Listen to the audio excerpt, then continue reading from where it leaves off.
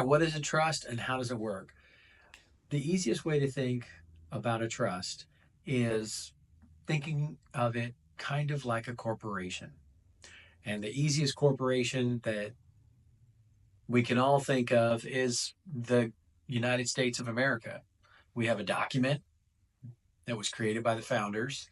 And in that document, it sets out certain articles about how we're going to govern ourselves, how we're going to conduct the business of the United States of America. And a trust document is essentially the same thing. It is a document. The trustee will conduct the business of the trust, and that is to manage the assets that are given to the trust, that are funding the trust, and then how they're going to distribute those to the beneficiaries of the trust. Your most common example is that husband and wife create a trust declaration where they are the founders of the trust. They give the trust assets and they are the first beneficiaries of the trust.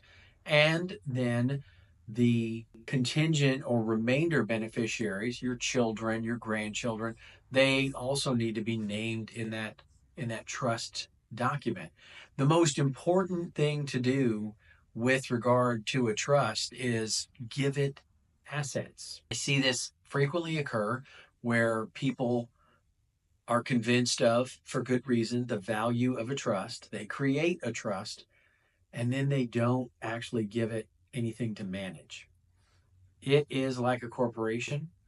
You create the trust document and then you have to give it assets to manage, whether that is a life insurance proceed, whether that is 401ks, IRAs, retirement accounts, real property, farmland, whatever that may be, that is going to ultimately be managed and distributed for your heirs, your spouse, your surviving children. You have to actually give those assets to the trust. And these are the broadest terms for what is a trust and how to manage it.